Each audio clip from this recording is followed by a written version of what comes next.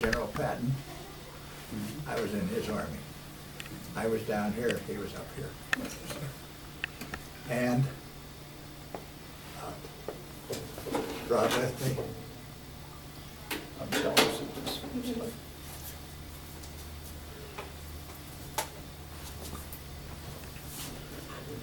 That was me when I was younger. And I was 18 years old when I went into the Army. And the war started in 1941 when Japan bombed Pearl Harbor. And I thought, my, the war will be over before I got in it, but it wasn't. And I was 18, and I went to the service. And whenever we went to the service, the first thing we got was dog tags. And that's these two things. And on them, there's a number. And you ceased to be a person, you was a number. And every time they called out, you had to give your number. 13, 18, 88, 64. And you wore that around your neck. And that was the 94th Infantry Division. And I was in it. And each one of these things means something. And after the war was over, the United States Post Office put out a Purple Heart stamp. And that's what this is. And this is a Purple Heart here. This is a Purple Heart. And to get a Purple Heart, you had to be wounded. So I had two of them.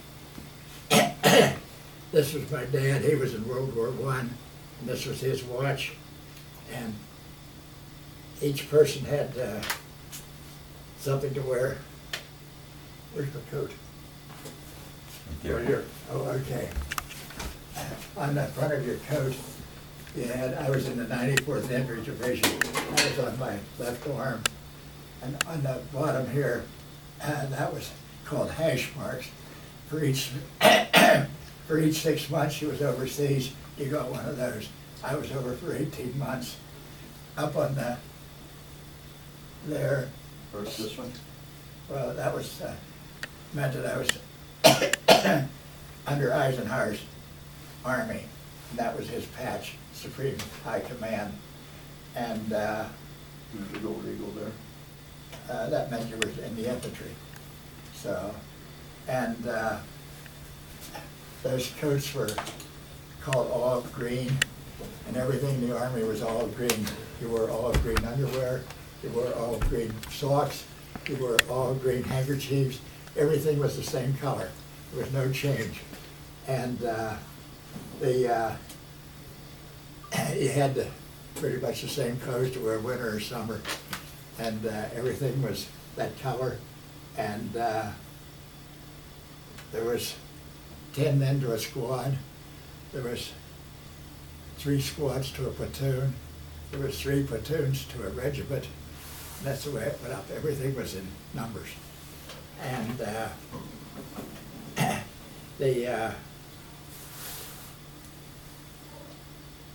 well, that was the combat infantry. That was the Purple Heart. And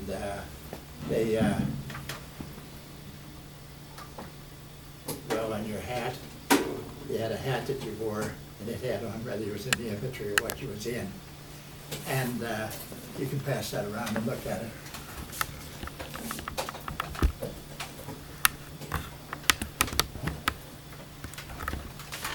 If you have any questions, you can ask them. If I can answer them, I'll try. Did you enlist? Yeah. I was 18 on Monday. I was in the service on Friday. Yeah. I tried to enlist before that, and they said, wait till you're 18. So I went to Pittsburgh and enlisted. They sent me down to training camp, and then they sent me to Mississippi, and then they sent me overseas. And whenever I went overseas, I went over in one of the biggest boats in the world, the Queen Elizabeth. There was 24,000 of us on a troop on that one boat. And it took us 4 days and 5 days and 4 nights to get over there. Whenever I come home, I'm like, well, to comparing a big boat to a rowboat, Dawn's goes out fishing on the lake. And whenever we come home in February, and we was on a little boat, And they said there was 80-foot waves. The boat would go up like this and then drop, and drop like this and then drop. And second night we was out, everybody quit eating. We were feeding the fish. If you know what feeding the fish is, that means you couldn't keep stuff in your stomach. It'd come up right away. So, what do you study in history? What do you, World War II? Anything about it? They should know about the Battle of the Balls. You were involved in that, weren't you? Yes. And I was telling a little bit, whenever I went to the service, my granddad came from Germany. He was a stone cutter. And he came over and settled in Wilkinsburg, Pennsylvania, and he sold tombstones and anything made of marble or stone. When I went back over there, they didn't care anything about my granddad. They just up and shot at me. Wasn't very nice of them, was it? So, but that's neither here nor there. I made it through it. I'll fill you in a little bit on all the stuff that he's skipping around.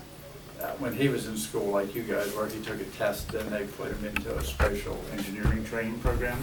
And he was supposed to go to Madison, Wisconsin, to University of Wisconsin to be an engineer, but then they needed bodies from the line more than they needed engineers.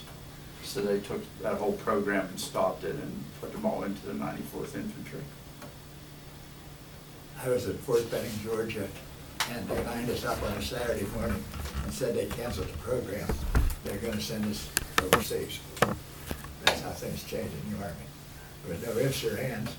There was 2 boys that didn't have to go. They were in the medical training field. All the rest of us went. So, sure. Brian, can I see that? So Jim, were you involved in D-Day or not? No, I was in station over D-Day come, but they sent us over. They call it a pipeline in the Army. They kept pushing people through, and whenever they needed I don't know how a polite way to say it, but they had so many they lost in action. They had to have somebody take their place. We were what we call it replacements. And that's a polite word of saying you took somebody else's place. So, but it was good things. I grew up when I was in the service. I brought this along to show you. On September the 18th in 1944, I was at a little place called Blaine, France, and there was an explosion. And the Germans run a boxcar full of whatever they could put in it, shells or anything. And there was a bridge there, and they was trying to take the bridge out, and that went off. And it made light. You could see it from here to Oil City. It was in the sky. And that night I said, "Oh Lord, get me through to daylight." And this is the Bible they gave us to carry. And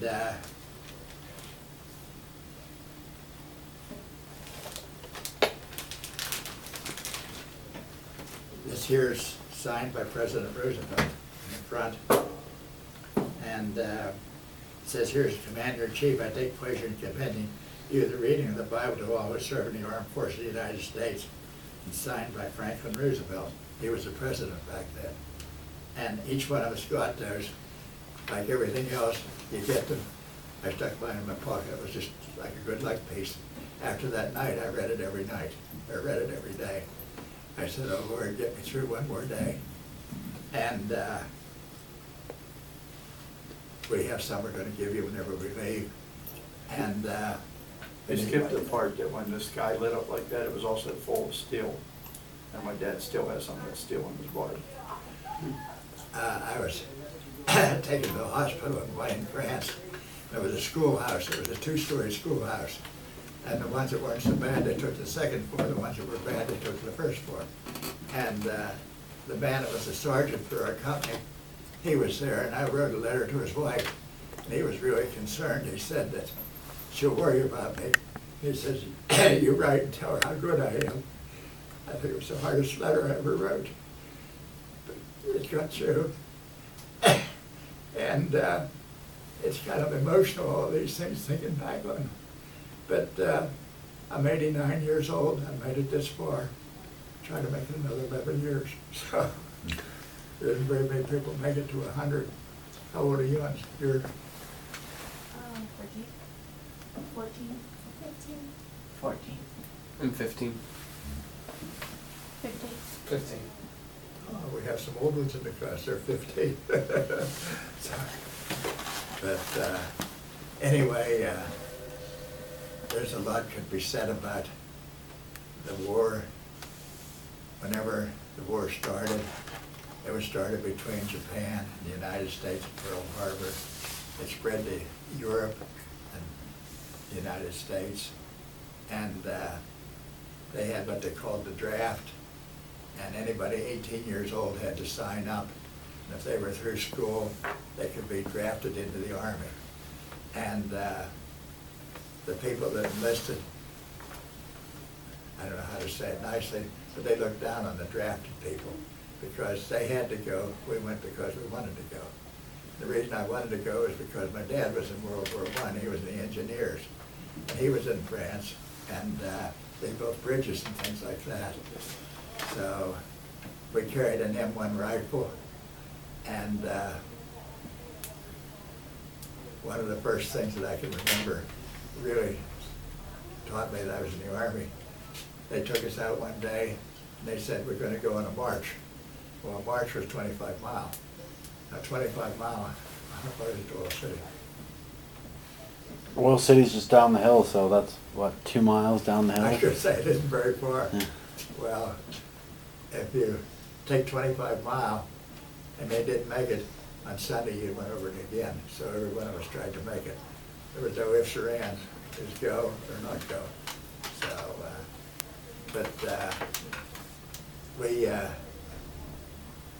I really grew up in the Army. I went in, we had a sergeant, and he said, I was so dumb I didn't know my left foot from my right.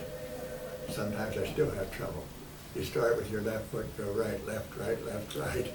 And I always wanted to start with my right foot. Do you know your right foot from your left? You're shaking your head. You'd be surprised how dumb you could be at the Mr. service. Thompson's still working on this left-right stuff.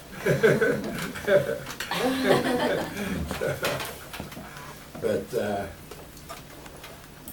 he told me he was gonna send me back home to the farm to milk a cow, but he'd have to send a man with me to show which end of the cow to milk. So that was the polite way of putting it. I was dumb. But you get through it, and life goes on.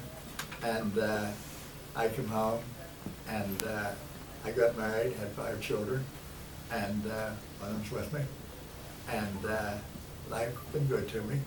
So, and Before we came, I asked my mom what it was like during World War II for her. And she said there were no men anywhere. They were all gone. There was no guys left there. Women did all the work. Of course, they still do. But she said that was right after the Depression, and where she came from, there weren't many jobs or anything, and it was really hard to make a living. And she said during the World War, everybody had work, everybody got paid. She said, huge difference in her life whenever money actually started coming in instead of just living, just barely surviving. And I talked to a lady who's in college, and she said there was 2 guys in an entire class of college. So currently now that would be like 12 or 1,500 people. Back then it was probably 300 or 400 people. So you'd have 2 guys in a class. And that's not just a small classroom class. I mean, that's everybody that would be in that year. There just was no men left here at all.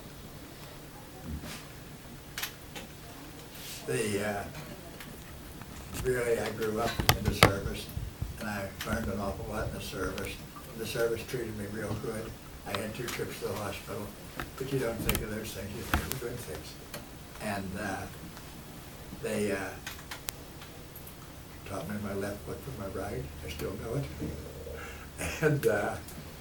And you all laugh. You'd be surprised if you get 100 people together and everybody's supposed to start on the same foot, how many didn't know it. And I was at Camp McCain, Mississippi, and down there, how many have ever heard of the Selma? they had quite a little bit about it on television, about the colors and the white people that marched across the bridge down there. None of you heard that. That was all on television.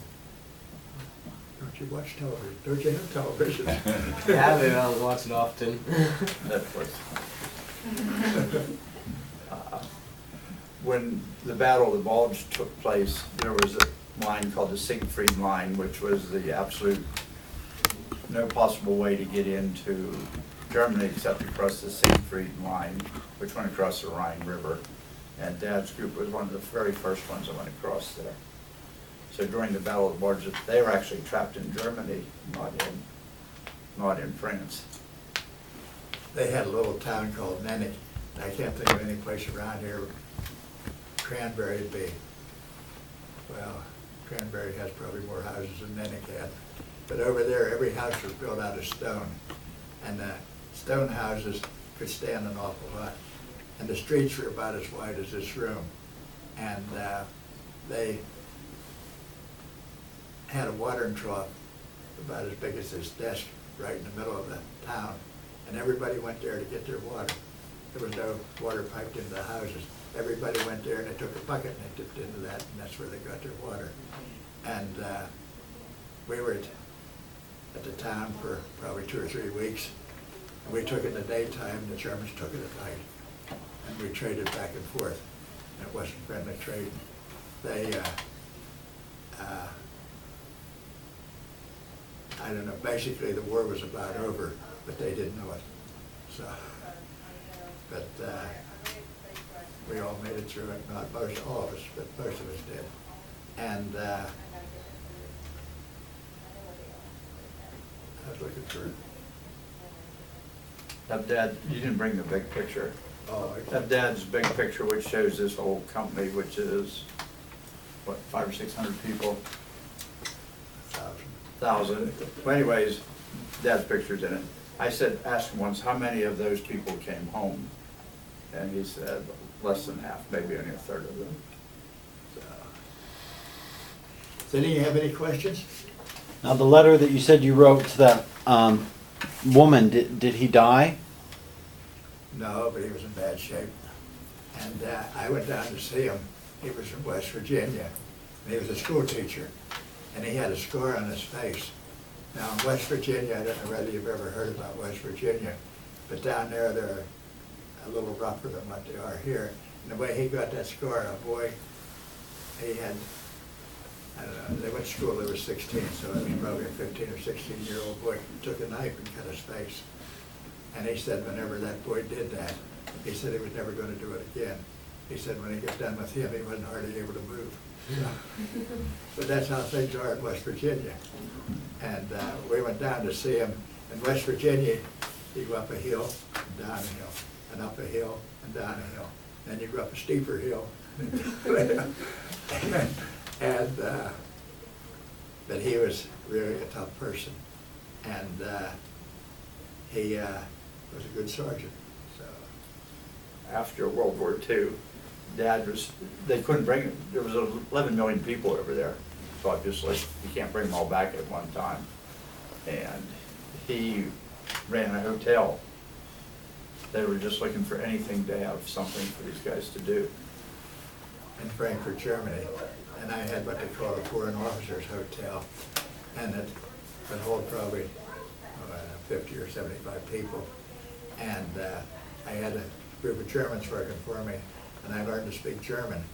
And I was saying to a lady last night, I said I can still remember a little of my German. Guten Tag, Guten Morgen, that's good morning, good night.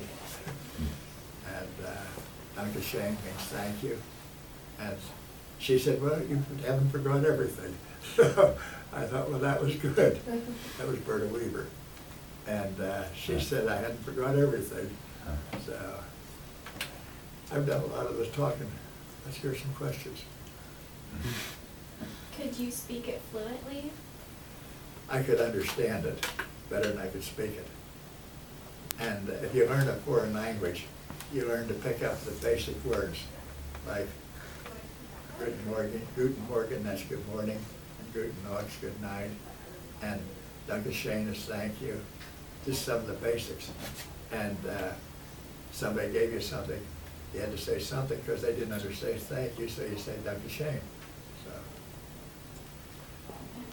When you're in war, do you hate the enemy or not? I mean, how do you look at him? How's the Lord come into the picture here? we had a chaplain, and he was a real good chaplain. And he didn't have services very often, every once a month, they get you together to have a service. And he said, you have to look at it in a way that you're here for a purpose.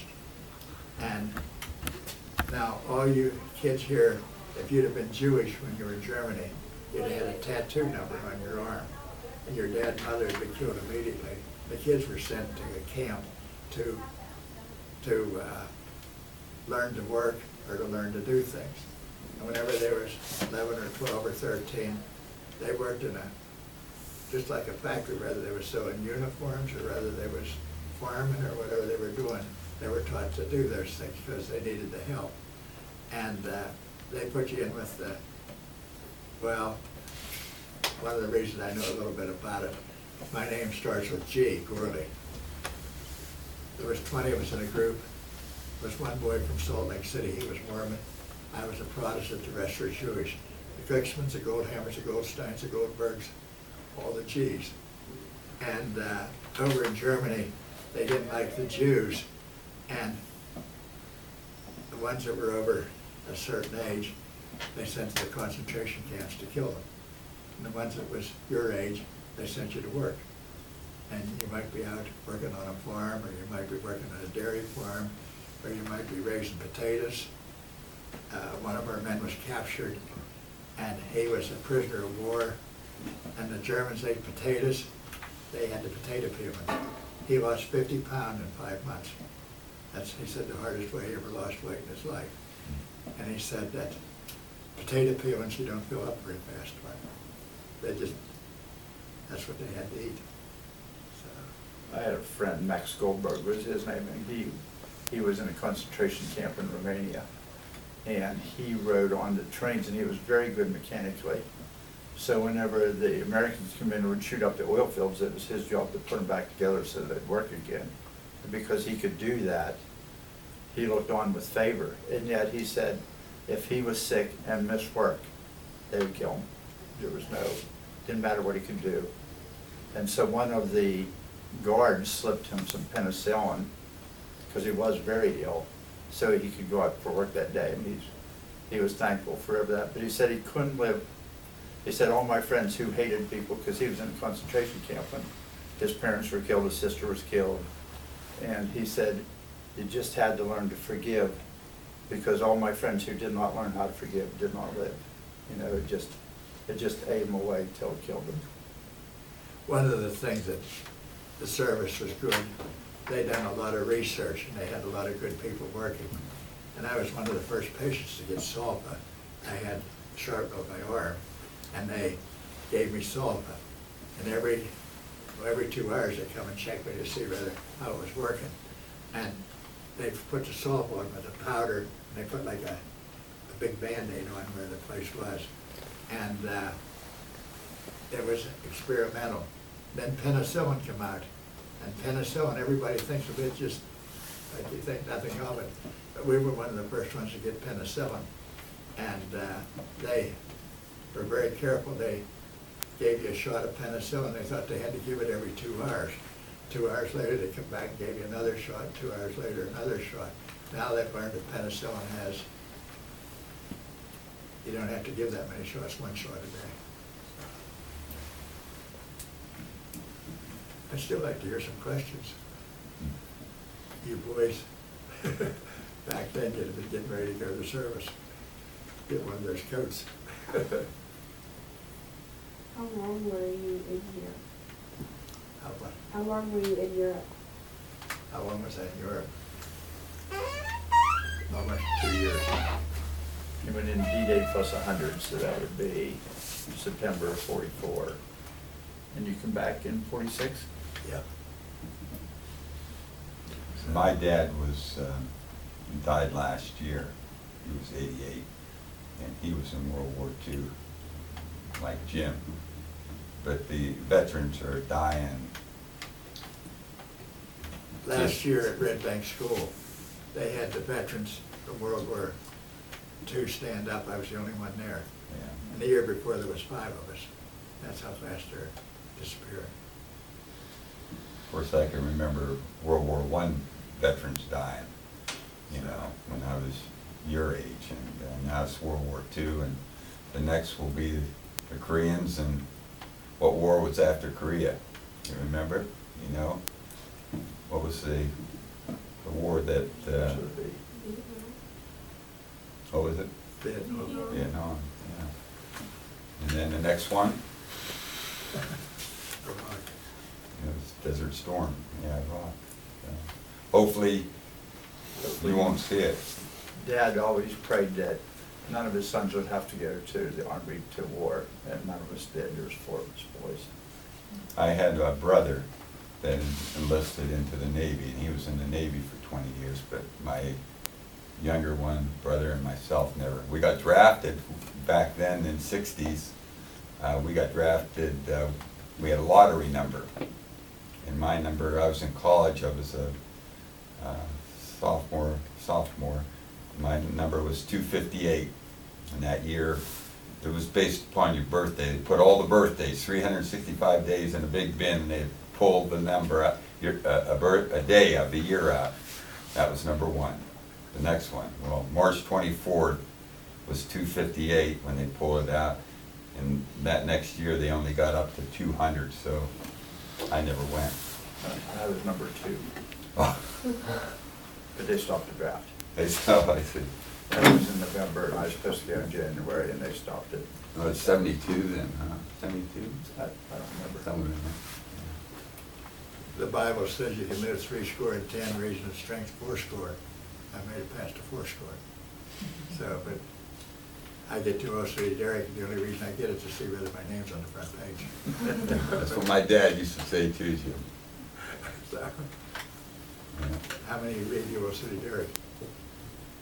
No, Not very many. You don't look into that fat corner. They probably do explorebananas.com now, don't you? Can you tell us how you felt once you heard that Truman had dropped the bomb on the Japanese? You were done fighting. We were But- real happy. It's the only time I ever voted for a Democrat. And we were slated, well, Patton, everybody under him was slated to go to Japan. And they figured they'd lose 8 out of 10 people. So, the Japanese were very fanatic. They believed if you surrendered, that something would happen to you. So most of them didn't surrender, they'd fight to the finish. But it's all said I was the only time I ever voted for a Democrat. So.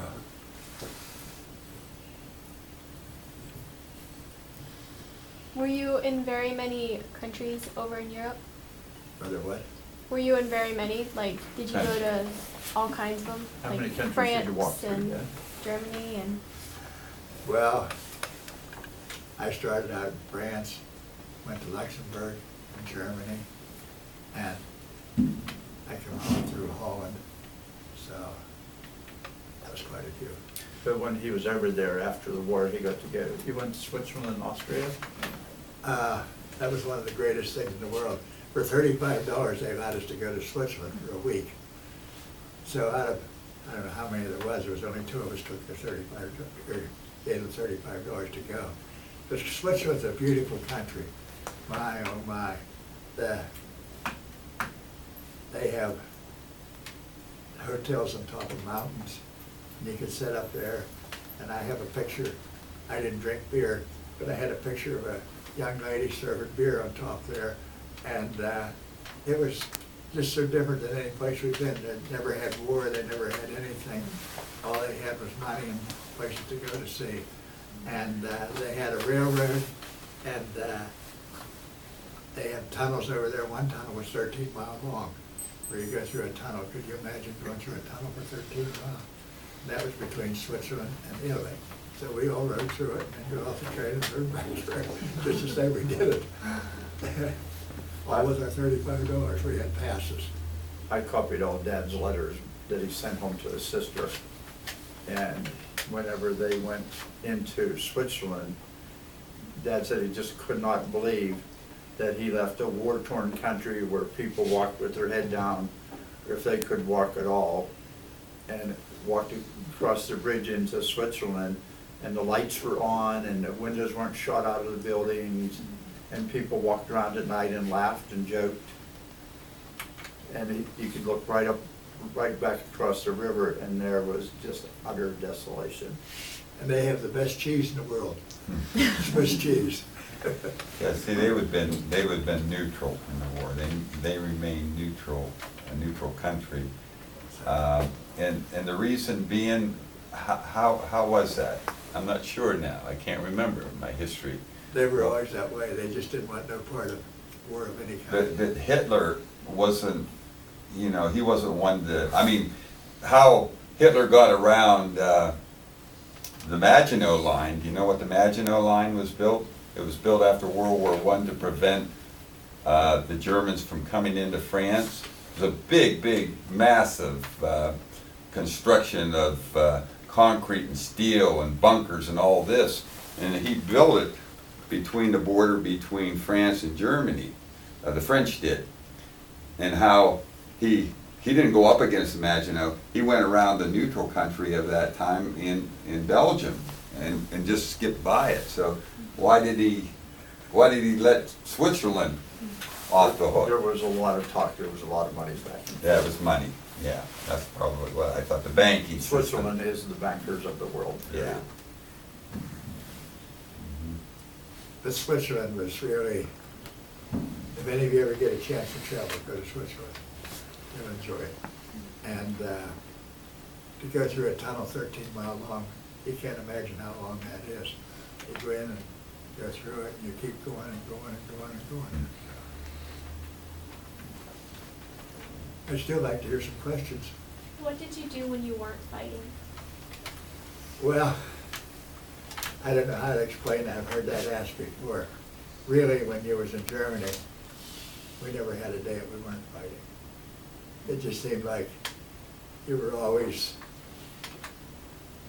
well, they called it behind the lines, and they'd send you back there to get dry clothes, to get warm meal, to take a shower. They had a unit come up once every week or two. It was nothing but a shower unit.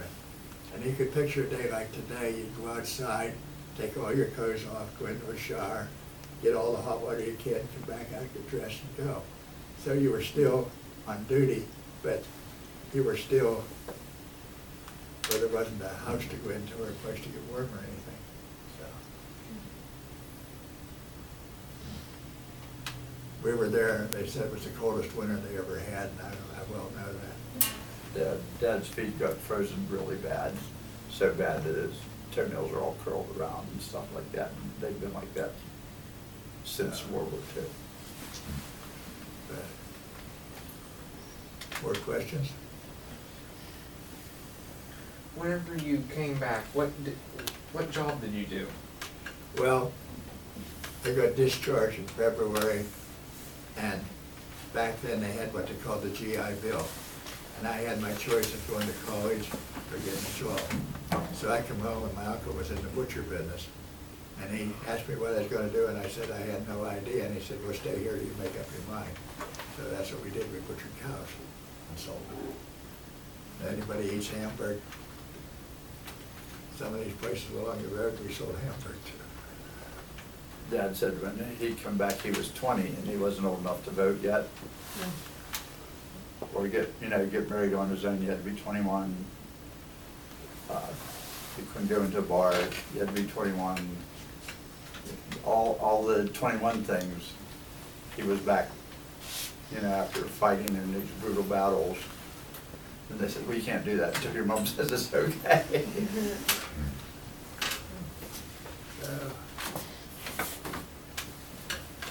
Ben, any questions? How did you feel about the Russians, like immediately after the war? Was there, for a regular soldier, was there a lot of tension? Like, could you talk about that a little bit in the Cold War? That Our division met with the Russians, and really you didn't have any idea. You were just so thankful that things had slowed down. We didn't realize that Russia was the way they were. And after we come home is when Churchill said that there was the Iron Curtain coming down over the countries over there. And the Russians, I think, were just as cruel as the Germans. They didn't have any respect for their people. They didn't have any respect for anybody. And Stalin was a very cruel person. So be thankful he wasn't born there. You know, we really don't have any choice for a lot of things. Like here you are, you're born here in the United States, you go to school in the United States, you're set in school and everything. Where everything over there was dictated. They told you where does he go to school.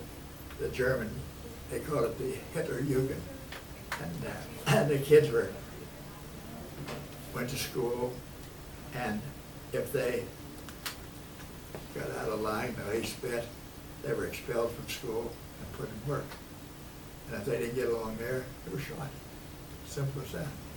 No ifs or ands. And you boys all would have been in the German army, by the way, at your age, easily, if not a couple years before then. The Hitler Jugend started whenever you started to be a teenager. And they taught you everything it was, they wanted you to learn, which was mostly military. So you could run a tank, or you could run a gun, or you could do a lot of things. The girls were treated better. someone said there's no such thing as atheists, only people who've never been in combat before. Did you see a lot of experiences similar to yours where people would just, pray to God, get me out of this, and I swear I'll follow you the rest of my life? Was that a common experience? It was real common. Yeah. More than you realize. So, the Germans had some of the best equipment in the world. They had a gun called an 88, and from the time they would fire it till it hit, you couldn't hear it. If you heard it, you were lucky. So, Some of the explosion happened before the gun went, you heard the gun go off. Unlike normal mortars or cannon fire, which you heard them shoot and then you could hear them whistling through the air. your dads go deer hunting. They carry a little gun. Some of those guns are a lot bigger. We carried a Browning automatic that would shoot like 20 shells in 10 seconds. 10 seconds isn't very long if you look at your watch. 10 seconds is real quick.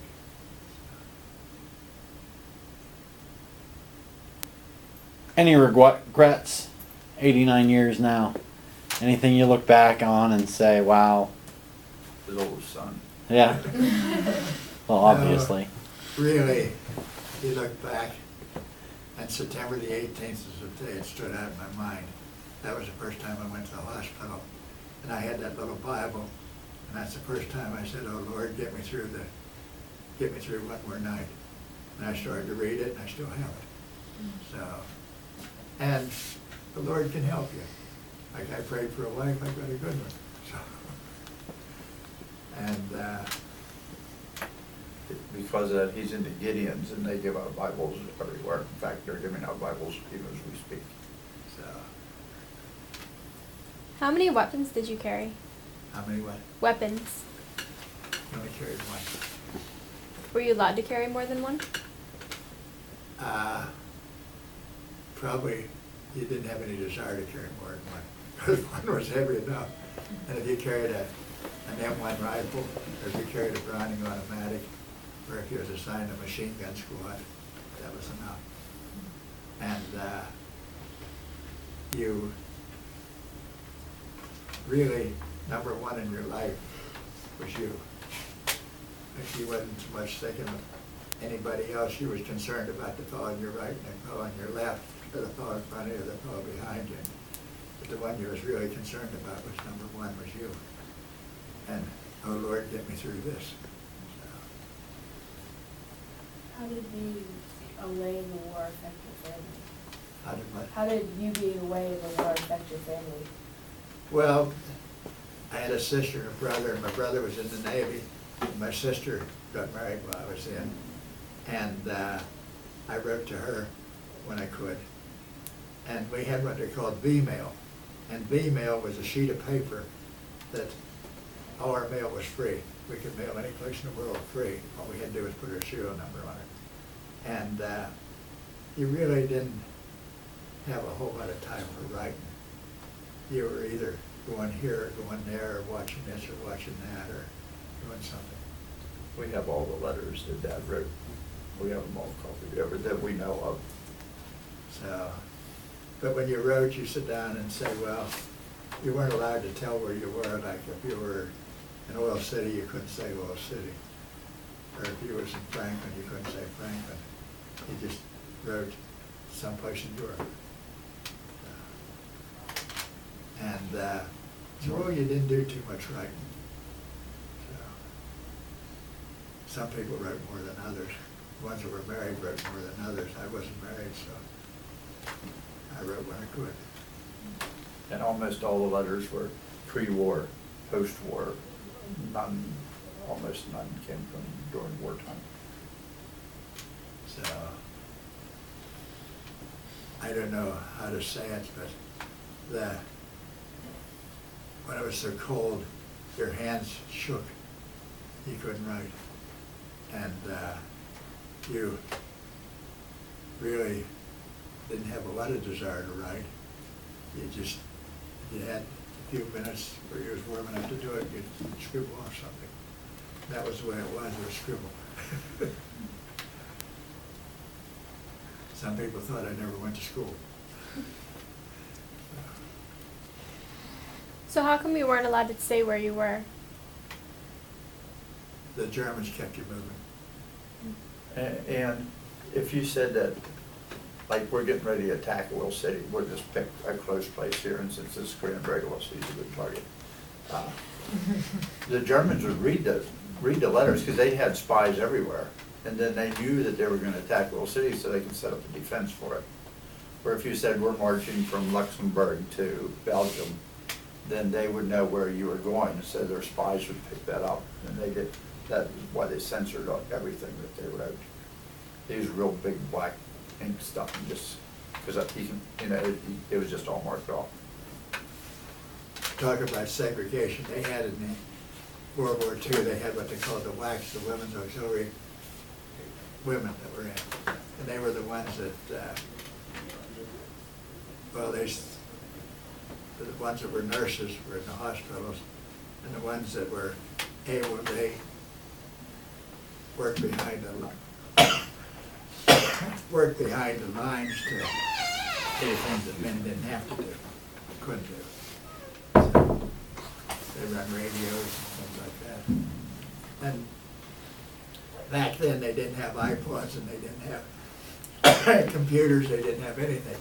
Everything was done the slow, hard way.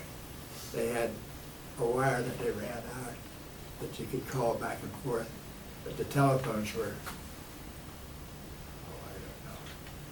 good size. They were like this, and they were way ahead. Like they didn't have things that you take for granted. We never heard of, like we came through Clarion, and they had what used to be the telephone company. And they had operators that run the telephones, and whenever you called a number, this operator would pull a wire out of here and put in here. Now everything's done automatic, and back then, everything was done the hard way.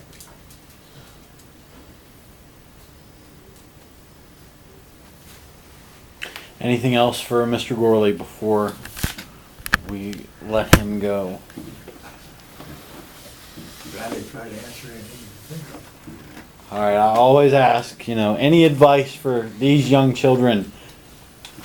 Last time you were here, you said keep up with technology. Don't let the technology pass you by. And I'm pretty sure they've got that down pat. We have a computer, but I can't turn it on. We have different things in our house that I can't do. My wife does it. And kids laugh, but it's so far ahead of me that it's just something that in my mind, I can't get through my mind that well. And any advice, I'd say, finish school.